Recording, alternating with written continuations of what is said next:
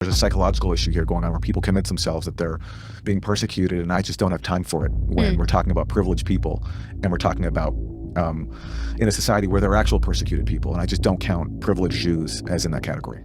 And just to clarify, when you say privileged Jews comprise only 2% of the US population, but fully 30% of the 100 richest Americans, and they enjoy the highest household income among all religious groups. Jews comprise less than 0.2% of the world's population, but of the world's 200 richest people, 20% are Jewish. And I also do want to caveat that by saying that there are Orthodox Jewish communities that are much poorer. Sure. And I do think because they are visibly Jewish in a way that a lot of Jews are indistinguishable from white people, do experience forms of prejudice that become racism because of their identifiable identity.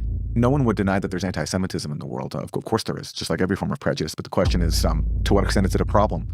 And is the problem of it being weaponized to serve different ends? And you can't look objectively at what's happening and not see a massive exploitation of the very real legacy of anti-Semitism to serve very cynical ends. And there's just so many examples in the U.S. Two members of Congress coming from black working class backgrounds, Cori Bush, Jamal Bowman, they signed on to resolutions early on calling for a ceasefire. And they're critical of Israel. And AIPAC, the main Israel lobby group, got together and spent more than $23 million to oust them from Congress. And they bragged about it. There's so many examples we can go through. So, I mean, that is happening and we can't deny it. A university presidents last year in the US, they were fired because they didn't sufficiently crack down on pro-Palestine protests in the eyes of Jewish billionaire donors. So when that's happening, to call that out is not to,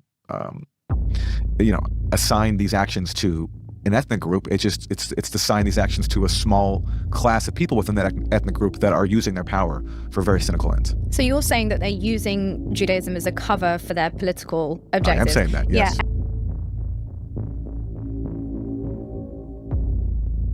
And I tread sensitively there because, of course, there are many people who would say that the notion of a small group of Jews, exercising undue influence on the political sphere is itself a form of anti-Semitic trope. I mean, what would you say to that? It's true. I mean, unfortunately, these Jewish billionaires are proving the stereotype. What else am I supposed to conclude when they're colluding, when they're using their financial power, and they're bragging about it?